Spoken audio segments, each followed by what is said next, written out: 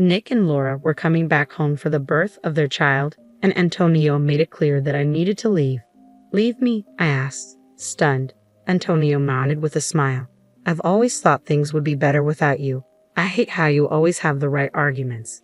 Just because we've been together for so long doesn't mean we have to stay together. His words were bold and cut deep. Whatever difficulties he faces from now on are none of my concern. He probably thinks he'll forget about it after a good night's sleep. But not this time. He should take responsibility for his own words. I'm Scarlett, 55 years old, living with my husband Antonio, who is 60. Antonio recently retired, 5 years my senior. Maybe I'll spend my time enjoying my fishing hobby now, he said, sounding happy. Meanwhile, I run a small but profitable apparel company which allows us to live in a high-rent condominium. Initially, Antonio was supportive, but after his retirement, he changed. His daily routine shifted drastically. Always at home, he spent many days without plans, leading to a lax lifestyle. Staying up late watching TV or sleeping past noon became the norm. I suggested, shouldn't you keep a regular schedule, especially at your age? But Antonio was unconcerned. I've worked hard all my life. Let me be, don't tell me what to do, he retorted. Another issue was Antonio's boredom. He had few friends and his only hobby was fishing alone. He seemed increasingly idle after retiring and began nitpicking at my housekeeping. Frankly, I'm not great at domestic chores. Busy with work, I rely heavily on the latest home appliances, a cleaning robot and electric cookers. Antonio didn't like that. Robots can't clean every nook and cranny. Doing it by hand is more thorough, he insisted. One evening, he complained about dinner. Stews need time and attention, not an electric cooker, he grumbled, though he had never minded before. Now, he was imposing his preferences. At worst, he would say, stop being lazy, you're so sloppy. I'd consider his request if I had the time. I'm too busy with work.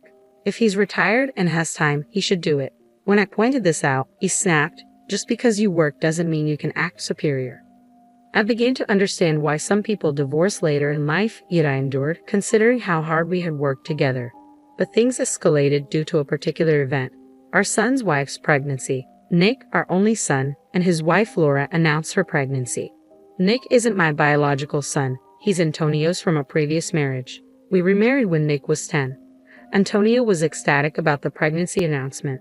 Our first grandchild, he exclaimed, his joy overwhelming. Yes, it's exciting, I replied, happy too. But Antonio's joy was beyond normal. I think he was experiencing grandparent fever. That's why things turned out this way. Laura, who was raised by a single mother, expressed a desire to return home for the birth, probably influenced by Antonio's enthusiasm.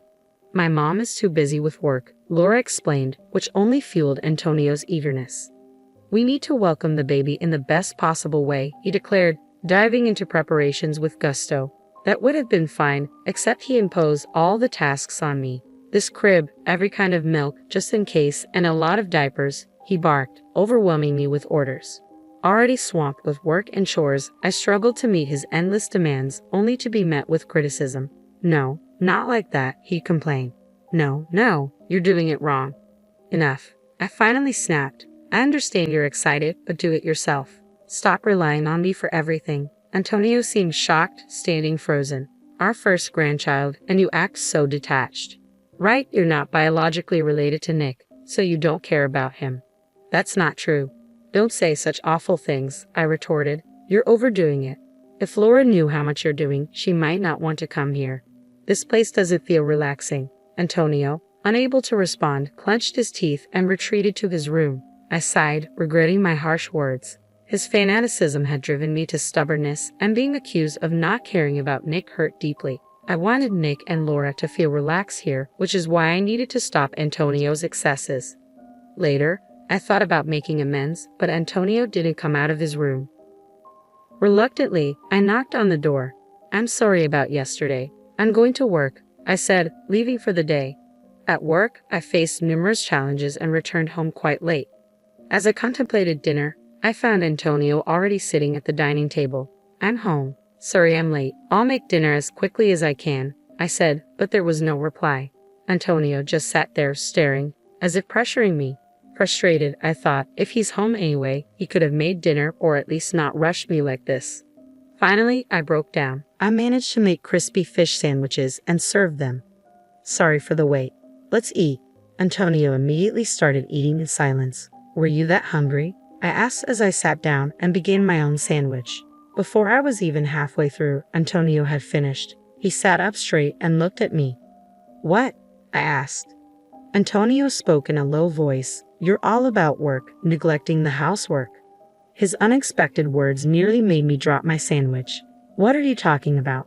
I'm not neglecting anything. Don't act like it's nothing.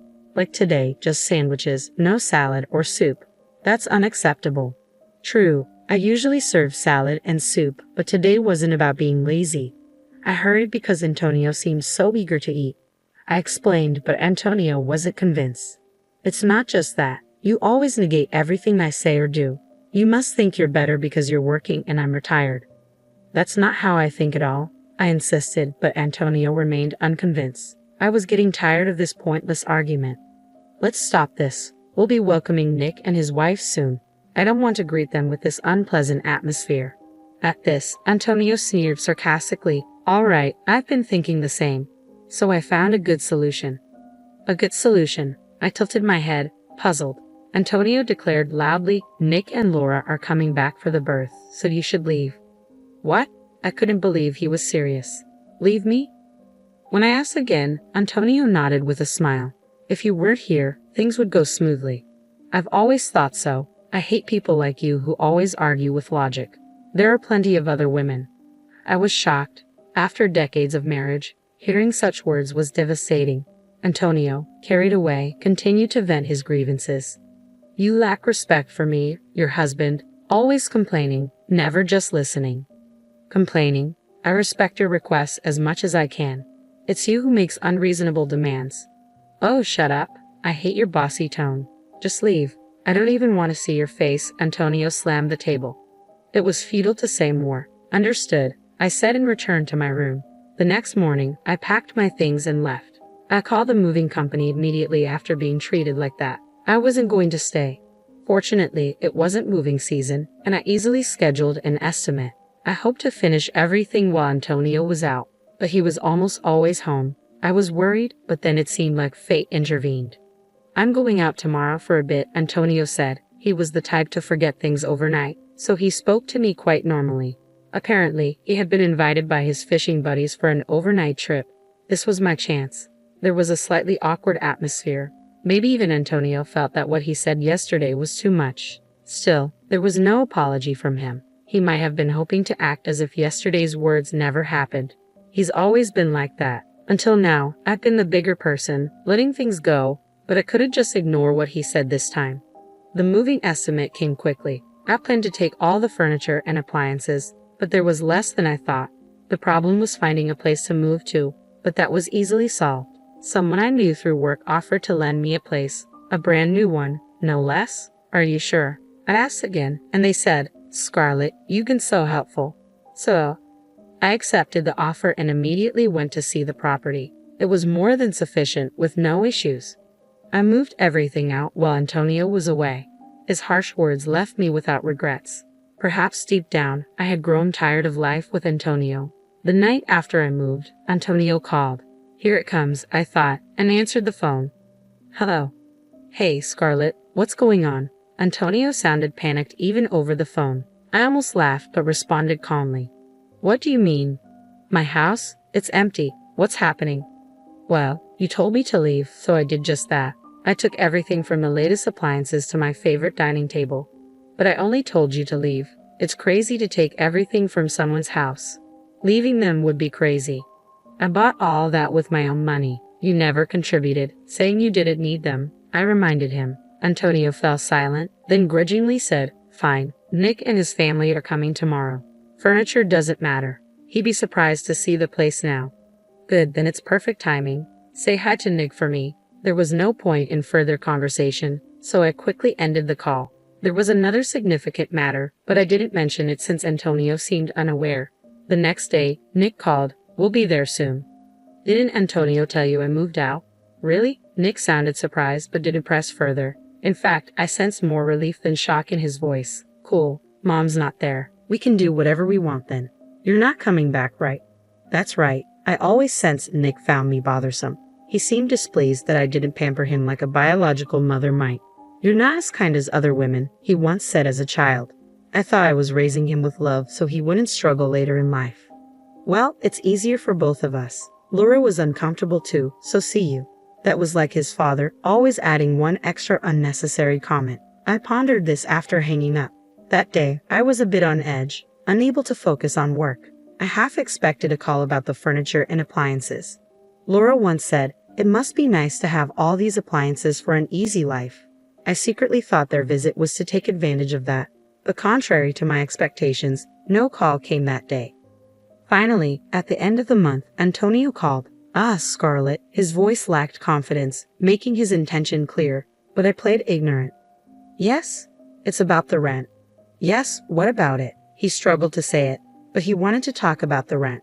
Antonio and I used to pay $1,700 for the condo rent together, but now he was on his own. I was the one who paid all the rent. There was no way Antonio, with his retirement, could afford it. He might manage for a while with his retirement fund, but it would eventually run out. When he called, he hesitated to speak his mind. I had to prompt him. "You're not expecting me to pay the rent for a condo I don't even live in, are you?" No, that's not. You were the one who insisted I leave, right? And now you're coming back to me." That wasn't something Antonio's pride would allow. As expected, he changed the subject. "Scarlett, are you doing okay? You know, with a place to live?" "Yes, I managed to find a place thanks to some connections. I'm living comfortably." This left no room for him to ask me to return. I had no intention of going back, but just in case. "Oh, okay. Nick and Laura were saying they miss you. I thought maybe you'd consider coming back." Such words were unusual for Antonio. He must have been really desperate, but I had no intention of returning. "Oh, really? I thought they disliked me." No, that's not. Well, it doesn't matter. I have something important to discuss, so I'll come over." Yes, Antonio replied, sounding cheerful. There was a vital matter to discuss for my future. Later, I visited the condo for the first time in a while. "Long time no see," Antonio greeted, dressed up unnecessarily. No matter how much he dressed up, it was pointless. I walked down the hall into the living room where Nick and Laura were sitting. Clearly, they couldn't live with nothing. New sofas, tables, and a fridge were installed. Nick waved casually, and Laura, though glaring, greeted me. The atmosphere was tense. I wanted to finish what I came for and leave. I sat down as Antonio urged. "So, what did you want to talk about?" Grateful he brought it up, I started the conversation. I thought it was better to handle this sort of thing sooner rather than later. Antonio turned pale the moment he saw what I held out. "You're planning to divorce me?" he asked, visibly shaking as he looked at the filled-out divorce papers. "Yes. Ever since you told me to leave, I've been intending to." "Did you really say that without thinking?" Antonio fell silent. He probably did. He tends to blurt out things in the heat of the moment without thinking ahead. This habit had caused him trouble at work several times. "The last time, you said all those terrible things. I don't want to see your face. There are other women, and more." At that moment, I couldn't see a future with you anymore. He must have remembered saying those things. Antonio kept his head down, sweating. "Yeah, I said it, but that was not really what I meant." "You can say such things even if they're not in your heart." I'm appalled. "Well, it doesn't matter to me anymore. I can't do this anymore." Facing Antonio, our eyes met. He immediately flinched and looked away. "Can't you reconsider? We've come so far together." "I've come this far only to be told such things. I can't do this anymore. I can't be with you." As I firmly stated this, Antonio let out a long sigh. The room was enveloped in a painfully awkward silence, broken surprisingly by Laura. "Excuse me, I'm the one who's been most inconvenienced here." I turned to Laura, tilting my head, and she glared at me with eyes full of resentment. "What do you mean?" "I thought this place would be perfect with Scarlett around, clean and full of the latest appliances. I came here expecting to be pampered, but instead, I'm caught up in this marital mess. It's a huge nuisance." Laura sighed even louder than Antonio had earlier. She was angry with me for not meeting her expectations of a princess-like pampering. "That is a huge misunderstanding. If you're unhappy, you could go back to your own home or anywhere else. But you chose to stay here." When I said this, Laura's face turned red with anger.